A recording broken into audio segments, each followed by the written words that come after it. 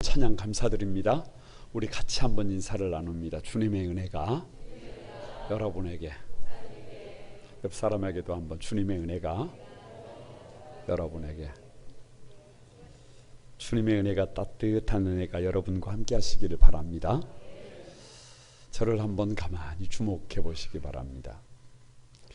보지 못하고 평생 듣지 못하고 말하지 못하는 삶을 살았던 삼중고를 겪었던 헬런 켈러에게 한 기자가 물었습니다. 맹인으로 태어나서 사는 것보다 더 비참한 것이 무엇이라고 생각하십니까? 라고. 그때 헬런 켈러가 이렇게 짧게 대답했습니다. 시력은 있되 비전이 없는 것입니다. 라고 답했습니다. 그렇습니다. 보지 못하는 것보다, 캄캄한 흑암에 갇히는 것보다 더 비참한 것이 뭐냐 그러면 비전이 없는 것입니다. 할렐루야. 비전이 뭐냐? 비전은 그냥 보는 것입니다. 무엇을 보는 것이냐? 내가 누구인지를 보는 것입니다. 내가 해야 할 일이 무엇인가를 보는 것입니다. 그래서 비전의 사람은 내가 불러야 할 노래가 무엇인지를 아는 사람입니다. 내가 들어야 될 깃발이 무엇인지를 아는 사람입니다. 그래서 뭐가 능력이냐? 비전이 능력입니다. 이 비전이 있어야 어려움이 있어도, 절망이 있어도, 아픔이 있어도 이겨낼 수 있는 줄로 믿습니다. 그래서 혹자는 이 비전을 임신에 비유합니다. 여러분, 임신을 하면 시간이 되면 뱃속에서 어린아이가 나옵니다. 여러분, 어느 날 문득 설교를 듣는데 하나님의 말씀이 내 안에 들어와서 그것이 꿈이 됐어요. 여러분, 시간이 지나면 우리 인생이 바뀌게 됩니다. 어느 날 기도하는 가운데 주님이 내게 보여주신 꿈이 내 안에 들어와서 잉태가 됐습니다. 여러분, 점점 자라게 될 것을 믿습니다. 그 비전이 가치관이 되고 그 비전이 내 삶의 전부가 됩니다. 그래서 성경은 비전이 없는 민족, 비전이 없는 백성은 망한다라고 그렇게 단언하고 있습니다. 오늘 이사야 6장 우리가 살 길인데요, 다 같이 비전이다. 비전이 있어야 한다는 거예요. 이사야 1장 1절을 펼치면 아모스의 아들 이사야가 유다와 예루살렘에 관하여 본 계시라고 그래요. 계시. 여기서 계시라는 말이 뭐냐 그러면 히브리어로 하존이라는 말은 무슨 말이냐 그러면 하나님이 보여주시는 것이에요. 그러니까 비전은 뭐냐 그러면 내가 보고 싶은 것이 아니에요. 내가 살고 싶은 것이 아니에요. 내 욕심이 아닙니다. 내 탐욕이 아닙니다. 다시 한번 재방송. 내 욕심이 아닙니다. 내 탐욕이 아닙니다. 내가 살고 싶은 삶이 아닙니다. 하나님이 보여주시는 삶입니다. 이것이 바로 비전입니다. 도대체 하나님은 이사야에게 무엇을 보여주셨기에 이사야의 삶이 저렇게 바뀌어버릴까? 오늘 우리 거룩한 꿈 한소망교회 모든 성도들이 이사야가 본 것을 보게 되시기를 바랍니다. 이사야가 여러분 본 것을 함께 보고 우리 모두가 다 이 시간 비전의 사람으로 다시 태어나시기를 주님의 이름으로 축복합니다. 하나님은 이사야에게 도대체 무엇을 보여주신 것일까? 첫 번째가 성전의 중요성입니다. 다 같이 한번 성전의 중요성이다. 여러분 1절을 한번 읽어봅니다. 1절 시작. 우시야 왕이 죽던 해에 내가 본즉 주께서 높이 들린 보좌에 앉으셨는데 그의 옷자락은 성전에 가득하였고. 왜 성전의 중요성이냐 그러면 1절을 이렇게 시작해요. 우시야 왕이 죽던 해에 내가 봤다, 이런 말이에요. 그러니까 남유다의 우시야 왕이 어떤 왕인지 오늘 우리가 읽고 있는 이 이사야에서는 별로 말하지 않아요.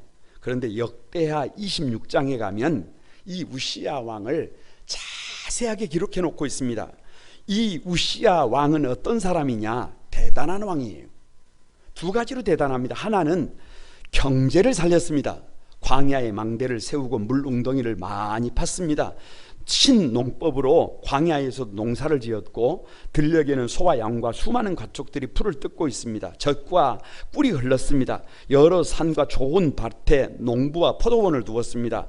한마디로 말하면 백성들이 먹고 살만한 것입니다. 등 따시고 배부른 것입니다. 무엇 하나 아쉬울 것이 없고 살만합니다. 그래서 백성들이 왕의 위대함을 노래합니다. 또 하나가 뭐냐 그러면 강성한 군대를 양성했어요. 여러분, 우시야 왕은요, 잘 훈련된 장수들이 2600명입니다. 와, 모두가 하나같이 큰 용사들이에요. 거기다가 휘하의 군대가 30만 7500명입니다. 지금 숫자 개념하고 좀 달라요. 군사들은 하나같이 건장하고 싸움에 능하여 백성들과 땅을 지킬 수가 있었습니다. 그래서 우시야의 이름이 널리 퍼졌습니다. 주변의 열강이 결코 무시할 수 없는 부국강병의 나라를 세운 것입니다.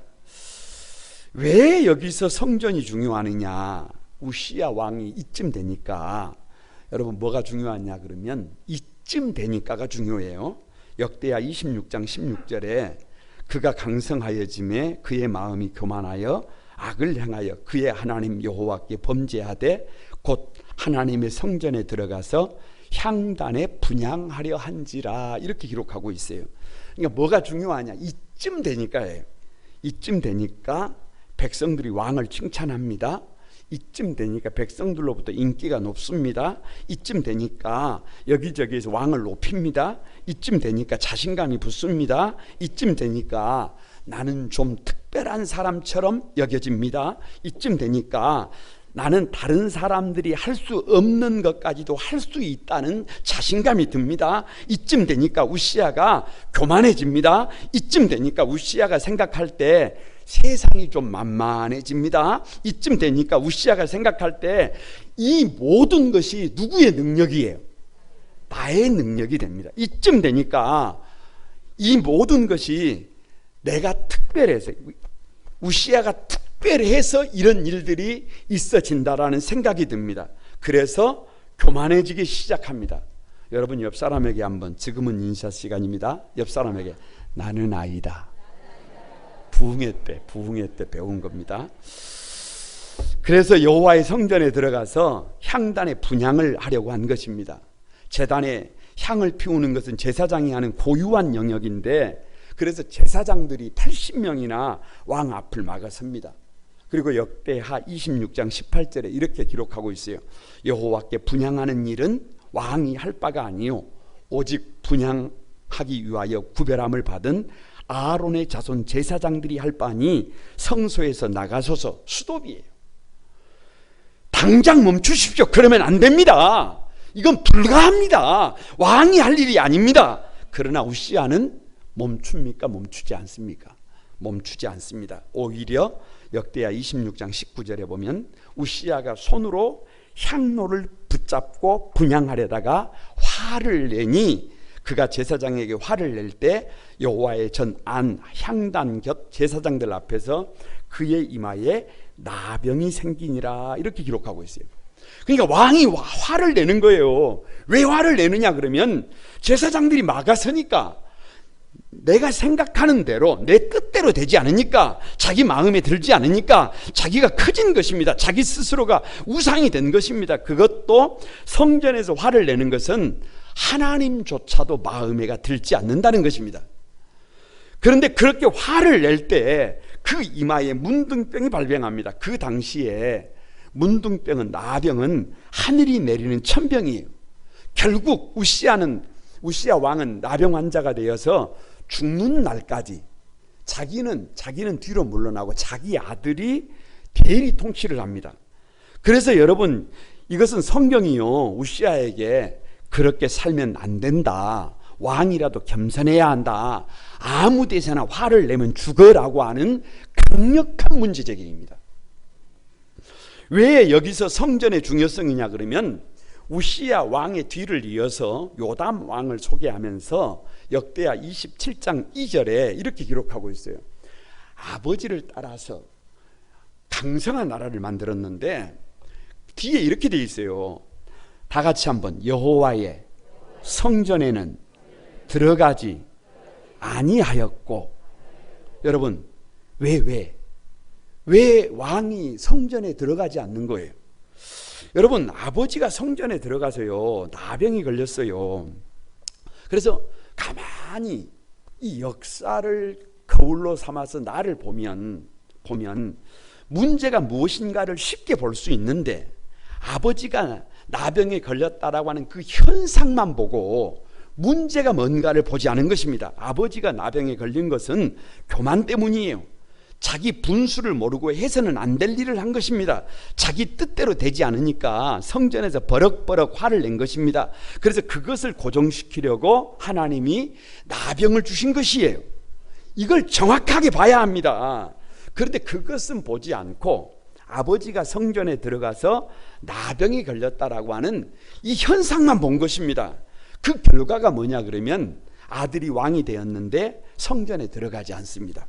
여러분 여기에 문제가 있어요. 왕이 성전에 들어가지 않으니까 또 누가 성전에 들어가지 않아요? 대신들이, 신하들이 성전에 들어가지 않습니다. 여러분 우리나라의 고위 관리들이 성전에 들어가지 않으니까 백성들이 들어가지 않습니다. 아버지가 들어가지 않으니까 아들이 들어가지 않습니다. 어머니가 들어가지 않으니까 딸들이 들어가지 않습니다. 성전의 권위가 땅에 떨어집니다. 성전의 권위가 역사 이후의 바닥입니다. 그래서 주님의 몸된 성전이 존폐의 위기에서요, 아무도 성전에 관심을 갖지 않습니다. 아무도 성전을 찾지 않습니다. 아무도 성전을 소중하게 생각하지 않아요. 그런데 오늘 이사야 6장을 펼치면 1절에서 4절에 이사야가 성전에서 무엇을 보느냐, 성전에서 주께서 높이 들린 보좌에 앉으셨는데 보는 거예요. 우시야가 다스리고 있는 줄 알았어요. 세상의 왕이 다스리고 있는 줄 알았어요. 그런데 저 하늘 보좌에 하나님이 보좌에 앉아 계신 것입니다. 하늘 보좌에 우시야가 앉아 있는 것이 아니라, 왕이 앉아 있는 것이 아니라 하나님이 앉아 계세요. 하나님이 다스리고 있는 거예요. 생사를 왕이 다스리는 게 아니에요. 이 세상의 역사를 왕이 다스리는 것이 아니라 하나님이 다스리고 있는 것을 어디를 통해서? 성소를 통해서 보는 거예요. 여러분 저 세상에 가서요 아무리 세상적인 시각을 가지고 보려고 해보세요. 하나님이 보좌에 앉아 있는 것이 보인다 안 보인다? 안 보인다. 어디에 들어와야만 보인다. 성전에 들어와야, 주님의 몸된 교회에 들어와야만 하늘 보좌에 하나님이 앉아 계시는 것이 우리 눈에 보임을 믿습니다. 그의 옷자락은 성전에 가득하였고. 왜요? 왜? 여러분 여기 옷자락은요 하나님의 보호하심이에요. 보호하심. 하나님의 옷자락이 어디에 가득하느냐? 세상에 가득한 게 아니에요. 성전에 가득합니다. 하나님의 보호하심이 어디에 있어요? 성전에 있어요. 그런데 세상 사람들은 돈이 있어야 보호를 받는 것이라고 생각해요. 군대가 있어야 보호받을 수 있다라고 생각을 해요. 그래서 돈을 쫓아서 살아갑니다. 그래서 힘을 쫓아서 살아갑니다. 그런데 이사야가 보니까 하나님의 보호하심이, 하나님의 옷자락이 성전에 가득합니다. 무조건 아멘하면 됩니다. 주님의 몸된 교회를 통해서 보호하신다. 주님의 몸된 교회가 역사의 비밀이다. 주님의 몸된 교회가 만물을 충만케 한다. 주님의 몸된 교회가 음부의 권세를 이긴다. 왕도, 대신들도, 백성들도, 아들, 딸들도 성전에 들어오지 않는데 이사야가 성전의 중요성을 본 것입니다. 하나님의 옷자락이, 여러분 옷자락을 칼과 총으로 뚫을 수가 있습니까? 하나님의 보호하심을 여러분 원자 폭탄으로 뚫을 수 있습니까? 주님의 옷자락이 세상에 더럽고 세상에 악취가 나고 세상에 거짓된 것들로부터 성도들을 보호하고 있는 것을 이사야가 이 두 눈으로 보는 거예요.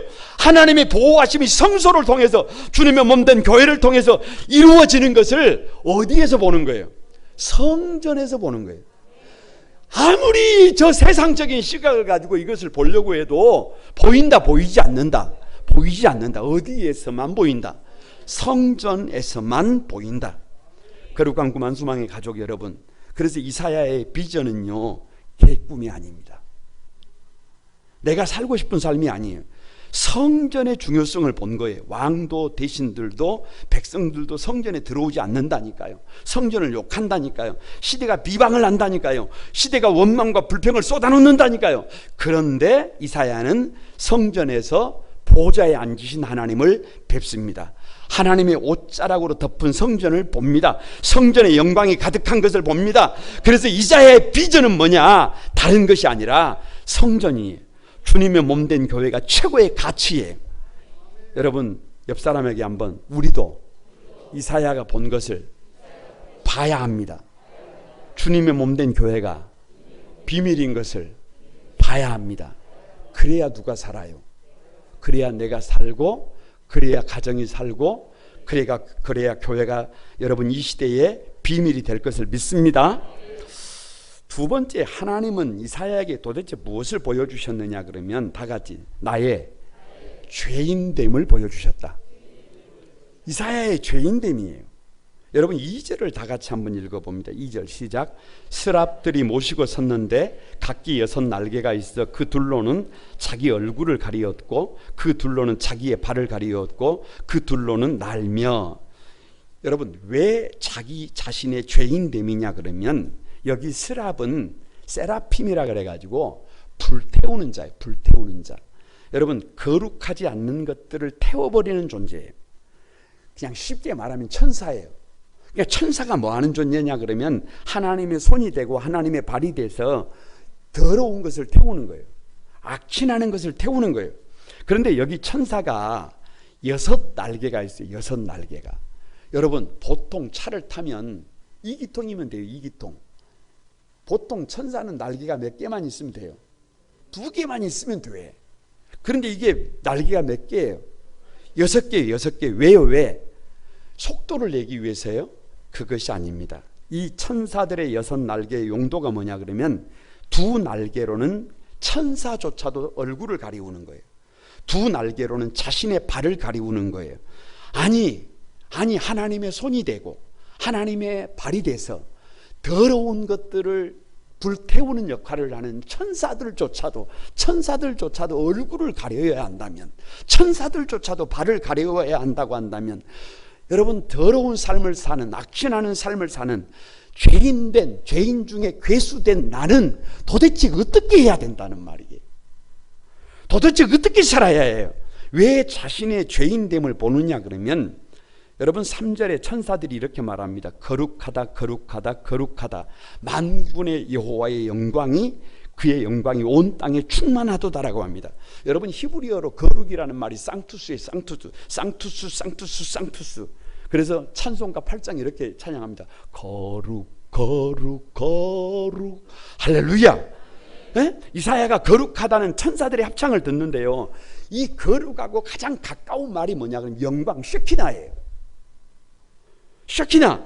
그러니까 여러분 이사야가 보니까 거룩하신 주님 앞에 선 주님을 보는데 영광이 가득한 겁니다. 이사야는 말로 형용할 수 없는 기쁨이 막 가득합니다. 막 그런 찬양이죠. 나에게 알 수 없는 힘 어디서 생겨나는지. 할렐루야. 막 여기가 막 채워집니다. 퍼펙트해집니다. 구름이 가득합니다. 성전의 문지방이 막 흔들립니다. 여러분 거두절미하고 물어봅니다. 여러분은 세상을 살아갈 때 이 세상에 막 하나님의 영광이 가득한 것이 보이던가요? 저 세상에 가서 보세요. 세상은 부조리예요. 세상에 하나님의 영광이 없어요. 왜 그렇게 아픈 사람들은 많은지, 왜 그렇게 힘든 사람들은 많은지, 왜 그렇게 눈물 흘리는 사람들은 많은지, 왜 이렇게 인류는 코로나19 앞에서 무력한지 도무지 이해가 되지 않아요. 하나님의 영광 보이지 않습니다. 그런데 어디에? 성전에서 하나님의 영광을 보는 거예요. 성전에서 온 땅에 하나님의 영광이 가득한 것을 보는 줄로 믿습니다. 어디에서 본다고요? 성전에서. 세상적인 시각으로는 가라지가 알곡을 이기는 것처럼 보입니다. 세상적인 시각으로는 악한 사람들이 선한 사람을 이기는 것처럼 보여요. 세상적인 시각으로는 가룟 유다가 예수님을 이기는 것처럼 보입니다. 세상적인 시각으로는 마귀가 예수님을 십자가에 못 박아서 이기는 것처럼 보입니다. 그러나 성전에 들어와서 믿음으로 보면 예수님이 마귀의 권세를 이깁니다. 성전에 들어와서 믿음으로 보면 빛이 어둠을 이깁니다. 세상적인 시각으로는 마귀가 세상을 이기는 것처럼 보이지만 성전에 들어와서 믿음으로 보면 주님의 몸된 교회가 어둠을 이깁니다. 공평하신 하나님이, 세상 공평해요. 부조리한 게 아닙니다. 원망하고 불평하고 있을 시간이 없어요. 모든 것이 합력하여 선을 이루는 줄 믿습니다. 주님의 전에 들어와야 그게 보여요. 주님의 전에 들어와야 그게 보여. 왜 여기서 자신의 죄인됨이냐 그러면 하나님의 거룩하심이라고 하는 거울 앞에 서니까 천사들조차도 자기 얼굴을 가리고 발을 가리잖아요. 여러분, 천사들이 그 발을 가리울 때 거룩하다 그러잖아요. 이 표현이 가만히 생각해 보세요. 여러분, 거룩이라는 이 말이 잘 이해가 안 되는데요. 우리말로 이런 말이에요. 우리말로 저 서울에 과거를 보러 올라갔던 이몽룡이가 고향에 내려와 가지고 그 불의한 사또 앞에 가서 한 말이 아맹 어사 출두요라고 하잖아요. 그러면 여러분, 그냥 그 앞에서 죄인인 줄 모르고 까불고 있던 사또가 무릎을 꿇고 용서를 비는 것처럼 거룩하신 그 하나님 앞에 서면, 여러분, 이사야가 어떻게 되는 거예요? 다 같이 화로다 나여 망하게 되었도다. 나에게 악취가 나는 것을 여러분 봅니다. 나에게 썩은 냄새가 진동하는 것을 봅니다. 더럽고 가증한 나의 삶이 보여요. 도무지 고개 들 수가 없습니다. 그래서 절규합니다. 그래서 눈물 콧물을 다 쏟습니다. 다 같이 한번 따라서 합니다. 잘못했습니다. 죽을 죄를 지었습니다. 잘못인 줄 몰랐습니다. 가슴을 찢어요. 울부짖습니다. 여러분, 여기서 착각하는 경우가 있는데요. 죄가 있어서 죄인이 아니라 하나님의 거룩하심 앞에 서면 뭐가 보이는 거예요? 나의 죄가 보이는 거예요. 그러니까 나는 썩 쓸만한 사람이다, 나는 썩 괜찮은 사람이다 라고 하는 지금 생각이 드는 사람은 하나님의 거룩하심 앞에 아직 선 경험이 없는 사람이에요. 여러분, 이것이 복음의 능력입니다.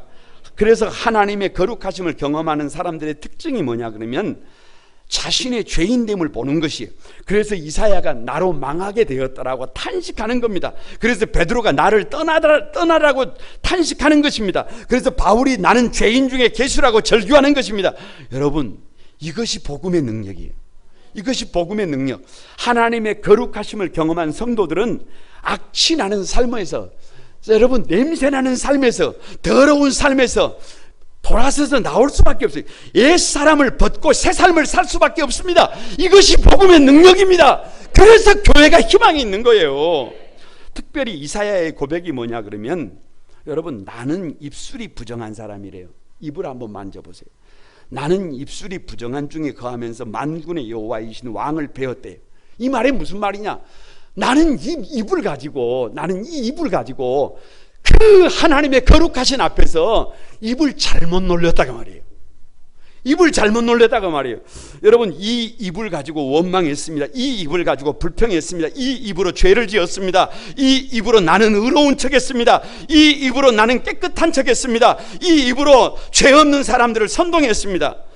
이상하게 그 사람하고 대화만 하고 나면 자꾸만 세상이 부정적으로 보입니다. 이상하게 그 사람하고 대화만 하고 나면 교회가 이상하게 보입니다. 이상하게 그 사람하고 대화만 하고 나면 신앙에 자꾸 회의가 옵니다. 여러분, 우리 사랑하는 어린 자녀들에게 이 입을 잘못 놀려서 우리 자녀들을 여러분 사지로 모는 경우가 있어요. 조금 친하면, 조금 편하면 할 말 못할 말 하게 되는데요. 보이는 대로 원망하고 불평합니다. 그 사람 죽이고 있는 거예요. 그 사람의 영혼까지 지금 병들게 하고 있는 것입니다. 그 사람의 신앙까지 망가뜨리고 있는 것입니다. 성경의 표현을 빌리자면 천국의 문을 닫고 자기도 들어가지 않으면서 들어가지 않으려고 하는 자들을 들어가지 못하게 하는 것이라고 합니다. 여러분, 인사 시간이 도래했습니다. 나는 아니다. 나는 아니다. 이 입으로 수많은 사람들을 원망하게 하고 불평하게 만들었습니다. 자꾸 불평하고 원망하던 그 말을 듣는 사람들도 병들어갑니다. 그 입으로 다른 사람들을 위하는 척하면서 죽음의 자리로, 멸망의 자리로 모은 것입니다. 이 입으로 원망과 불평의 시각을 불어넣어서 미혹했던 것입니다. 그래서 이사야 선지자는 자기의 입을 가리킨 겁니다. 자기의 입을 가리운 것입니다. 거룩한 꿈한 소망의 가족 여러분, 이사야의 비전은요, 저 결꿈이 아니에요. 자기가 원하는 삶이 아니에요. 자기가 얼마나 죄인 된 것을 보는 것입니다. 천사들조차도 얼굴을 가리우고 발을 가리우는데 이사야가 어떻게 해요? 여러분, 저와 여러분이 어떻게 해요? 그래서 진정한 비전은 다른 것이 비전이 아니라 나의 죄를 보는 거예요. 나의 죄를 봐야 겸손해집니다.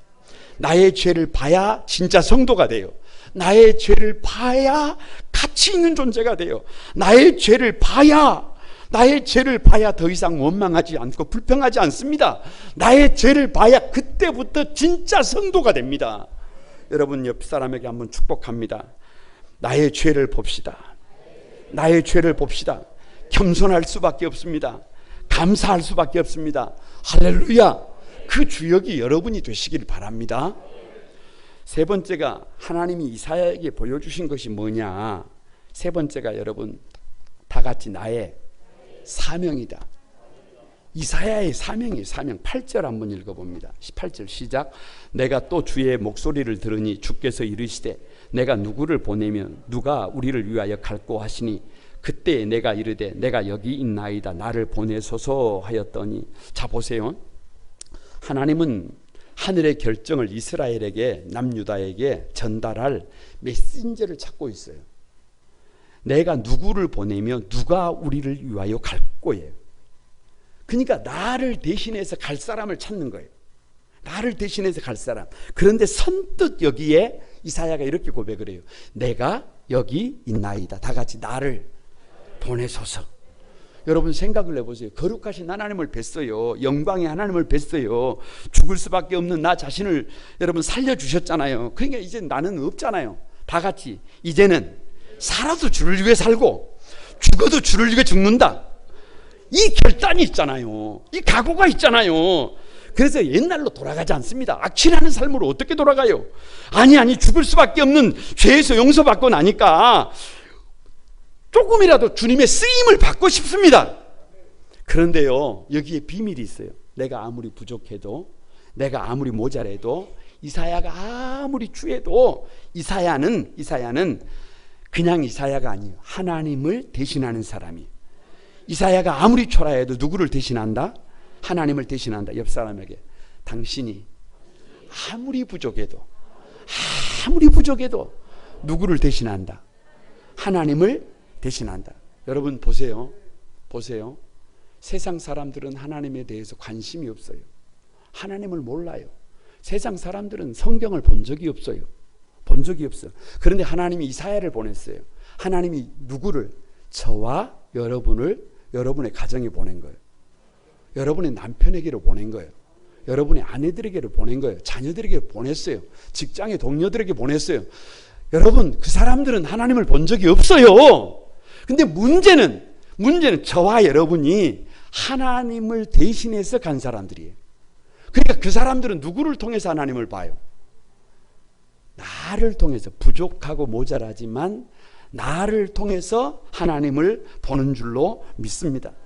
그래서 내 얼굴이 성경이고, 그래서 내 삶이 메시지인 거예요. 내가 어떻게 사느냐에 따라서 그들의 미래가 달라짐을 믿습니다. 그 사랑하는 사람들에게 나를 통하여 주님을 보여주는 것, 그것이 사명이에요. 내가 하는 일을 통해서, 내가 지금 서 있는 삶의 자리에서 나를 통해서 주님의 말씀을 들려드리는 것이, 그것이 사명이에요. 여러분, 이사야가 그 사명을 어떻게 감당하느냐에 따라서 많은 것이 달라집니다. 많은 것이 달라져. 내가 아무리 부족하지만, 내가 아무리 모자라지만 내가 하나님을 대신한다라고 하는 이 사명의식이 저와 여러분을 붙잡을 때 우리 인생은 달라짐을 믿습니다. 왜 자신의 사명이냐 그러면 9절을 여러분 보세요. 너희는 듣기는 들어도 깨닫지 못할 것이요 보기는 보아도 알지 못하리라 라고 하십니다. 아니 도대체 이게 무슨 말이에요? 한술 더 떠서 10절에는 이 백성의 마음을 둔하게 하며 그들의 귀가 막히고 그들의 눈이 감기게 하라. 염려하건대 그들이 눈으로 보고 귀로 듣고 마음으로 깨닫고 다시 돌아와 고침을 받을까 하노라. 이렇게 기록하고 있습니다. 여러분, 이럴 거라면 이렇게 마음을 둔하게 할 거라면, 이렇게 귀가 막히게 할 거라면, 이렇게 눈으로 보지 못하게 할 거라면 그냥 두시지, 그냥 방치하시지. 왜 이사야를 보내냐 그 말이에요. 왜 사역자를 두시느냐 그 말이에요. 왜 제가 여러분을 가정에 보내느냐 그 말이에요. 그냥 가만히 두면 듣지 못하는데, 가만히 두면 깨닫지 못하는데, 가만히 두면 망하는데, 가만히 두면 지옥 가는데, 이것은 안타까운 것입니다. 이것은 처절한 것입니다. 이것은 비극이에요. 왜요? 왜? 여러분, 그래도 목회를 하면서 마음의 소원이 뭐냐 그러면 축복의 도구로 쓰임받고 싶은 거예요. 선한 도구로 쓰임받는 것이에요. 우리 사랑하는 성도들이 돋는 내 아침 빛 같고 구름 없는 아침 같고 비 내린 후 땅에서 우미 돋는 샛별 같은 성도들로 세워지는 것을 보고 싶은 거예요. 성도들이 웃는 것을 보고 싶은 거예요. 존귀해지는 것을 보고 싶은 거예요. 복의 근원으로 세워지는 것을 보고 싶은 거예요. 신앙의 명문 가정으로 세워지는 것이 보고 싶은 것입니다. 우리 교회가 복음의 군락지가 돼서 주님의 손과 발이 되는 것을 보고 싶은 것입니다. 그런데 이사야에게 주신 사명이 그렇게 세워야 하는데, 그렇게 세우기를 원하는데 백성들로 하여금 깨닫지 못하게, 보지 못하게, 이게 뭐예요? 이게 뭐? 아니, 나에게 주신 사명이 여러분을 깨닫지 못하게 하는 것이다? 여러분을 보지 못하게 하는 것이다? 이걸 어떻게 받아들여야 해요? 이것은 역설이에요. 역설. 여러분, 이것은 역설. 이사야에게 주어진 사명이, 저와 여러분에게 주어진 사명이 쉽다, 어렵다? 어렵다는 얘기예요. 이것은 어렵다는 얘기예요. 이사야는 쉽게 생각을 했습니다. 가서 전하기만 하면, 가서 하나님의 뜻을 전하기만 하면, 가서 외치기만 하면 돌아올 것이라고 생각해서. 왜? 내가 보았잖아요. 내가 하나님의 영광을 보았잖아요. 내가 본 것을 가서 말하면 백성들이 들을 것이라고 생각했어요. 그런데 이사야가 가서 말씀을 전했을 때 온 유다 백성들의 반응은 이사야가 생각했다는 것과 반대였습니다. 하나님의 말씀을 전할수록 백성들의 태도는 냉담하다가 나중에는 완전히 귀를 막고 그의 말을 거부하고 나중에는 이사야를 가장 잔인한 방법으로 이사야를 톱으로 몸을 켜서 죽였습니다.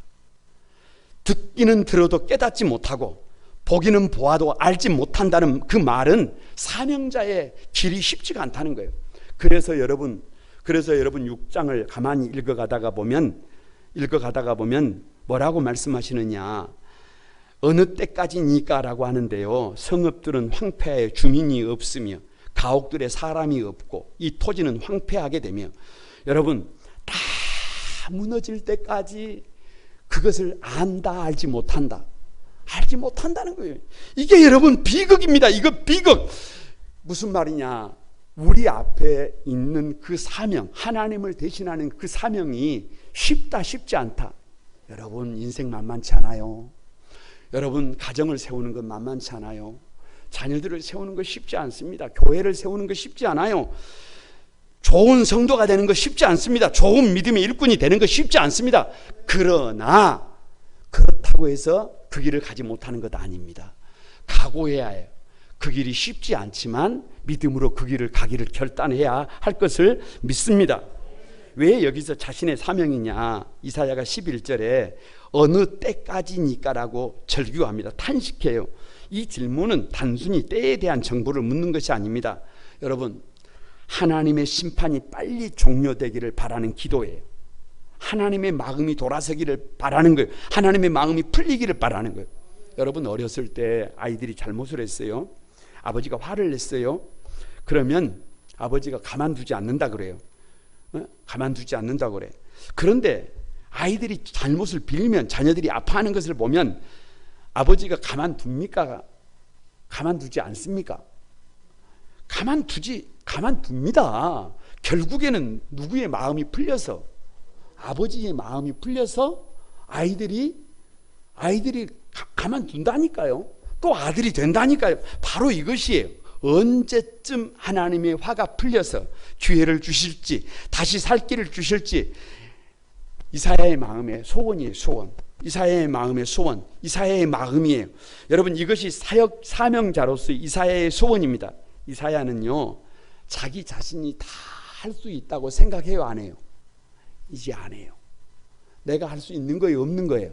내가 다 할 수 있는 게 아니에요. 그냥 최선을 다할 뿐이지 내가 답이다라고 생각하지 않습니다. 다만 그 길이 쉽지 않아도 최선을 다하는 것입니다. 하나님의 자비 앞에, 하나님의 은혜 앞에 엎드리고 또 엎드리는 것입니다. 여러분, 거기서 살 길이 나왔어요. 거기서 남은 구루터기가 나왔어요. 거기서 구약 속의 복음이 나왔어요. 거기서 심판에서 구원의 하나님의 은혜가 부어집니다. 이것이 사명자로서의 태도입니다. 거룩한 꿈 한 소망의 가족 여러분, 이사야는요, 자신의 그래서 사명을 본 거예요. 여러분 부족한 것 같아도, 모자란 것 같아도 여러분이 서 있는 그 자리에서 누구를 대신한다? 하나님을 대신한다라고 하는 것을 마음에 새기시기를 바랍니다. 여러분이 보내심을 받았어요. 여러분이 가정에, 직장에, 일터에, 교회에 보내심을 받았어요. 저와 여러분이 어떻게 하느냐에 따라서 세상 사람들은 하나님을 보고 돌아오기도 하고, 세상 사람들은 저와 여러분을 보고 저런 사람이 믿는 하나님이라면 근처에도 가기 싫어합니다. 여러분, 저와 여러분의 사명을 분명히 기억하시는 저와 여러분이 되기를 바랍니다. 옆 사람에게 우리 쉽지 않아도, 힘이 들어도 묵묵히 사명자의 길을 가자.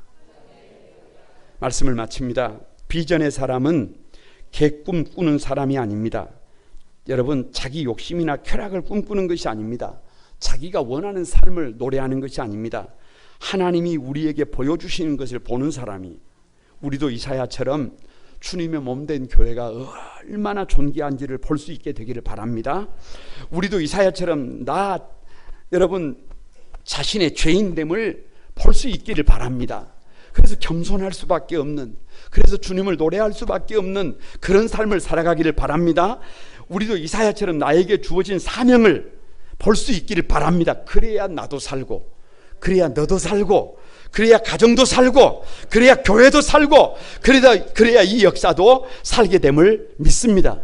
그 주인공들이 여러분이 되시기를 주님의 이름으로 축복합니다.